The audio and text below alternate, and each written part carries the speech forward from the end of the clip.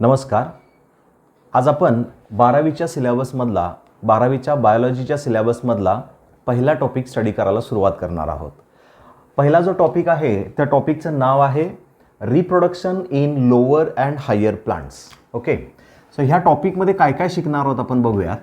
Reproduction in lower and higher plants. Okay, so सगळ्यात आधी reproduction म्हणजे काय, लोअर प्लांट्स कुणाला म्हणायचं आणि हायर प्लांट्स कुणाला म्हणायचं हे समजून घेऊया आणि मग टॉपिकमध्ये पुढे जाऊयात. बघा, रिप्रोडक्शनची डेफिनेशन काय आहे आपल्याला बघायचंच आहे, पण त्याच्या अगोदर लोअर प्लांट्स आपण कुणाला म्हणणार आणि हायर प्लांट्स असं कुणाला म्हणणार आहोत समजून घ्या. लोअर प्लांट्स म्हणजेच कुठले, असे प्लांट्स ज्या प्लांट्समध्ये सीड किंवा फ्लॉवर्स तयार होत नाहीत त्यांना आपण लोअर प्लांट्स म्हणणार आहोत. नीट समजून घ्या. ज्या प्लांट्समध्ये सीड किंवा फ्लॉवर्स तयार होत नाहीत अशा प्लांट्सना आपण लोअर प्लांट्स म्हणणार आहोत. आणि जे प्लांट्स सीड किंवा फ्लॉवर्स तयार करू शकतात किंवा ज्यांना सीड्स आणि फ्लॉवर्स येतात, तयार होतात, त्यांना आपण हायर प्लांट्स असं म्हणणार आहोत. लक्षात येतं का बघा. सो आपल्याकडं फ्लॉवर किंगडम प्लांटीमध्ये जे 5 डिव्हिजन्स आपण सांगितले त्याच्यामध्ये ब्रायोफायटा, थॅलोफायटा आणि टेरिडोफायटा हे जे 3 सांगितले ते येतात. ब्रायोफायटा, सेकंड थॅलोफायटा आणि टेरिडोफायटा.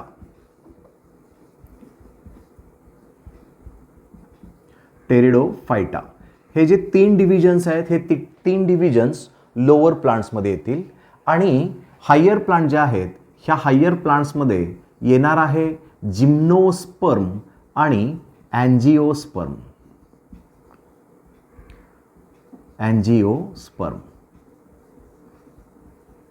ओके, सो आता ब्रायोफायटा, थॅलोफायटा आणि टेरिडोफायटा यांच्यामध्ये फ्लॉवर्स किंवा सीड नाहीत. जिम्नोस्पर्म जो आहे ह्या जिम्नोस्पर्ममध्ये फ्लावर येत नाही, मात्र ह्याच्यामध्ये सीड्स फॉर्म होतात. आणि अँजिओस्पर्म जे आहे हे ॲडव्हान्स्ड प्लांट आहे की याच्यामध्ये फ्लॉवर पण आहे, सीड पण आहे, फ्रूट पण आहे आणि बाकीचे ऑर्गन्स तर आहेतच. मग आपण आज जे बघणार आहोत ते ह्या सगळ्यांच्या मधलं रिप्रोडक्शन. लक्षात येतं का बघा.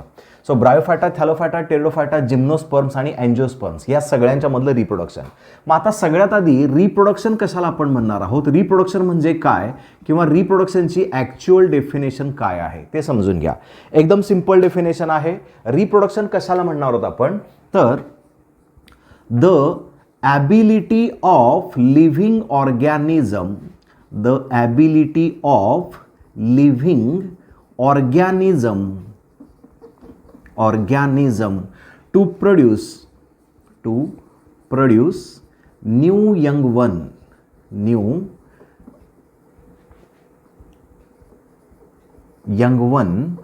of their own kind. Simple आहे डेफिनेशन, समजून घ्या. The ability of living organism to produce new young one of their own kind. म्हणजेच काय, ॲबिलिटी म्हणजे काय, तर ॲबिलिटी इज नथिंग बट क्षमता. ॲबिलिटीला मराठीमध्ये काय म्हणणार आपण, क्षमता. कुणाची, लिव्हिंग ऑर्गॅनिझमची. लिव्हिंग ऑर्गॅनिझम म्हणजेच कोण, तर सजीव. ओके, नेक्स्ट टू प्रोड्यूस म्हणजे काय, तर निर्माण करणे. डेफिनेशन व्यवस्थित समजून घ्या. टू प्रोड्यूस निर्माण करणे. काय, न्यू यंग वन नवीन जीव आणि शेवटी ऑफ देअर ओन काइंड कुणासारखा, स्वतःसारखा. ओके, सो आता डेफिनेशनचा सरळ मराठीमध्ये अर्थ समजून घ्या. प्रत्येक सजीव स्वतःसारखा नवीन जीव निर्माण करू शकतो, त्याच्या त्या क्षमतेला आपण रिप्रोडक्शन असं म्हणणार आहोत. So the ability of living ऑर्गॅनिझमची ॲबिलिटी टू प्रोड्यूस नवीन तयार करणे. काय, न्यू यंग वन कुणासारखा, स्वतःसारखा. Okay, so ability of living organism to produce new young one of their own kind, that is simply nothing but the reproduction. आता reproduction जे आहे ह्या रिप्रोडक्शनची ही झाली डेफिनेशन नंतर त्याच्या टाईप्स कुठल्या कुठल्या असतात त्या एकदा समजून घेऊयात. सिंपल टाईप्स आहेत रिप्रोडक्शनच्या, आपण बघू डेफिनेशन नंतर. Types of reproduction. सो आता टाइप्समध्ये दोन महत्त्वाच्या टाइप्स आहेत. टाइप्स त्यातली पहिली जी टाईप आहे ती आहे asexual reproduction. First type that is asexual reproduction. आपण जसं टॉपिकला नाव दिलेलं आहे सेक्शुअल रिप्रोडक्शन किंवा reproduction in lower and higher plants, तर आपण हायर प्लांट्समध्ये फ्लॉवर तयार होतं आणि फ्लॉवर जिथं तयार होतं तिथं डेफिनेटली सेक्शुअल रिप्रोडक्शन होतं हे समजून घ्या. सो इथं दोन टाईप्स आहेत, एक आहे सेक्शुअल आणि दुसरं आहे असेक्शुअल रिप्रोडक्शन. मग आता सेक्शुअल आणि असेक्शुअल रिप्रोडक्शन ह्या दोघांच्यामध्ये नेमका फरक काय आहे, तर असेक्शुअल रिप्रोडक्शन जे आहे ते सिंगल पॅरेंट असतो, सिंगल पॅरेंट इन्व्हॉल्व होतो किंवा सिंगल पॅरेंटपासून होणार. आणि सेक्शुअल रिप्रोडक्शन जे आहे त्या सेक्शुअल रिप्रोडक्शनला आपण म्हणणार आहोत किंवा ज्याच्यामध्ये दोन्ही पॅरेंट इन्व्हॉल्व असतील मेल अँड फिमेल, तर त्या दोघांच्यापासून तयार होणार किंवा दोघांच्यापासून होणारं जे रिप्रोडक्शन आहे त्याला आपण सेक्शुअल रिप्रोडक्शन म्हणणार आहोत. असेक्शुअल रिप्रोडक्शनला ॲपोमिक्सिस असं सुद्धा नाव दिलेलं आहे, सिंगल पॅरेंट. आणि सेक्शुअल रिप्रोडक्शनला ॲम्फिमिक्सिस असं नाव दिलेलं आहे, ॲम्फिमिक्सिस, कारण याच्यामध्ये दोन पॅरेंट काय असणार आहेत, इन्व्हॉल्व असणार आहेत. समजतं का बघा. रिप्रोडक्शनची आपण पहिली डेफिनेशन बघितली आणि नंतर आपण टाईप्स बघितले. डेफिनेशन तुमच्या लक्षात आली. टाईप्समध्ये आपण सांगितलं असेक्शुअल रिप्रोडक्शन ज्याला आपण ॲपोमिक्सिस म्हणणार आहोत, सिंगल पॅरेंट इन्व्हॉल्व असतो. आणि सेक्शुअल रिप्रोडक्शन ज्याला आपण ॲम्फिमिक्सिस म्हणणार आहोत, ॲम्फी म्हणजे बोथ, ज्याच्यामध्ये दोन्ही पॅरेंट इन्व्हॉल्व असतील त्याला आपण सेक्शुअल रिप्रोडक्शन असं म्हणणार आहोत. सो आपल्याला ह्या टॉपिकमध्ये असेक्शुअल रिप्रोडक्शन शॉर्टमध्ये बघायचं आहे, पण होल टॉपिक आपण शिकणार आहोत सेक्शुअल रिप्रोडक्शनबद्दल. ओके. सो आता असेक्शुअल रिप्रोडक्शन आपण जे सांगितलं, ह्या असेक्शुअल रिप्रोडक्शनमध्ये काय येतं किंवा त्याचे अजून कुठले कुठले टाईप्स आहेत, कशा पद्धतीनं असेक्शुअल रिप्रोडक्शन होतं ते पण एकदा समजून घ्या. बघा,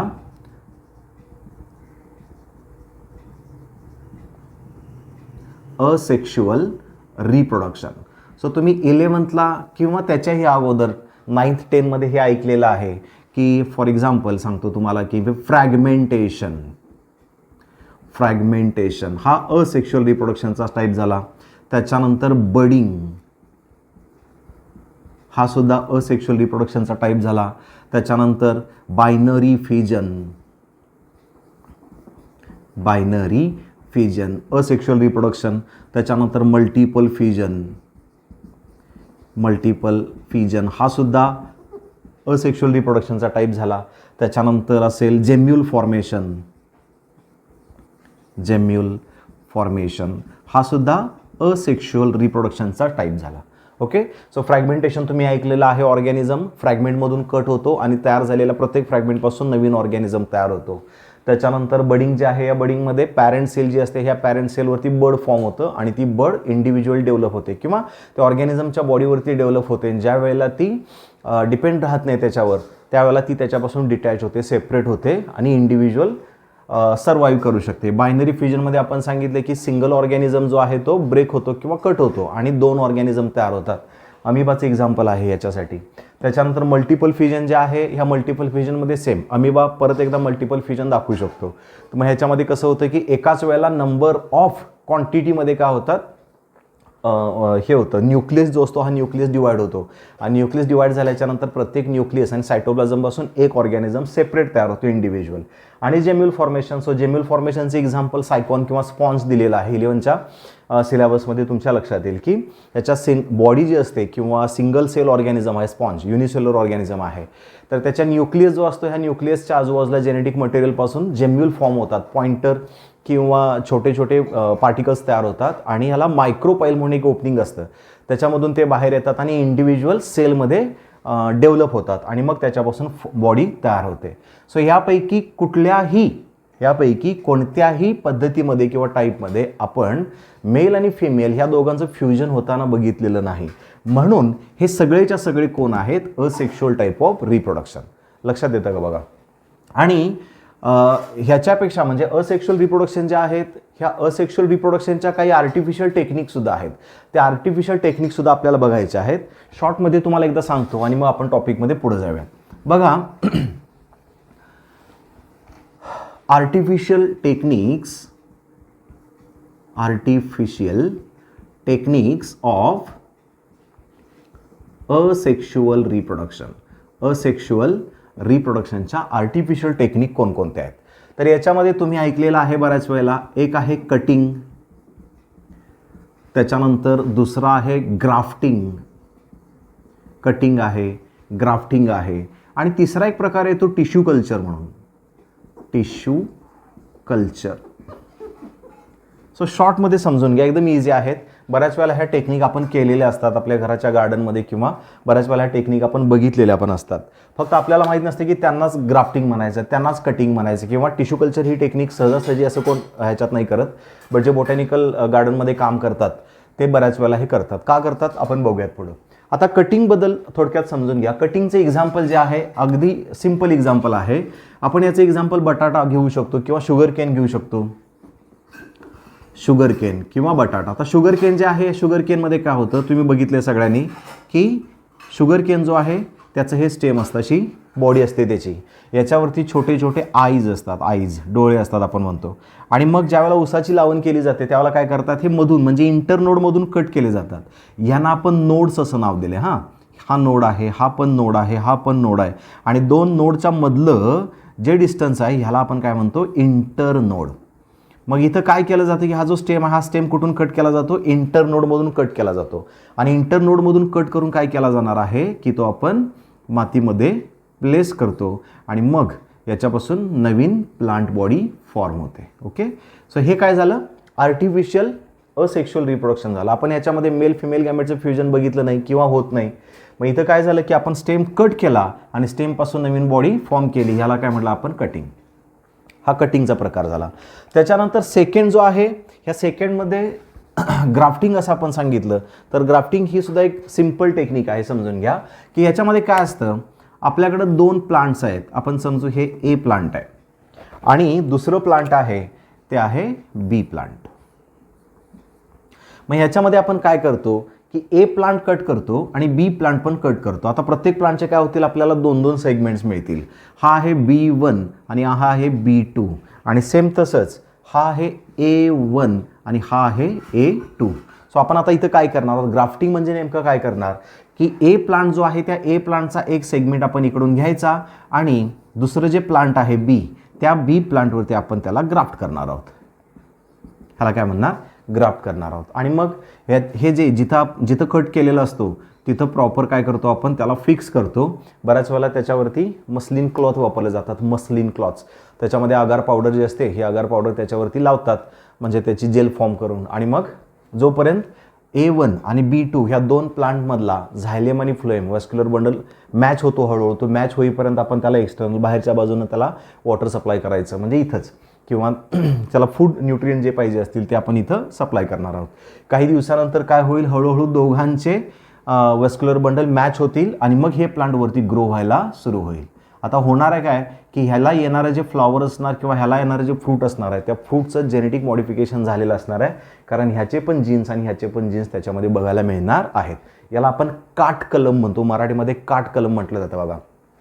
आता ह्याच्यात एक दुसरा विषय काय असतो की आपल्याला सिंगल सेंटेन्स किंवा MCQला हा प्रश्न येतोय बऱ्याच वेळेला की जे प्लांट आपण इकडं ग्राफ्ट केलंय त्या प्लांटला काय म्हणणार, आणि जे बेस आहे, जे प्लांट प्लॉटेड आहे, जमिनीमध्ये फिक्स आहे, त्याला काय म्हणणार आहोत आपण, लक्षात येतं का बघा.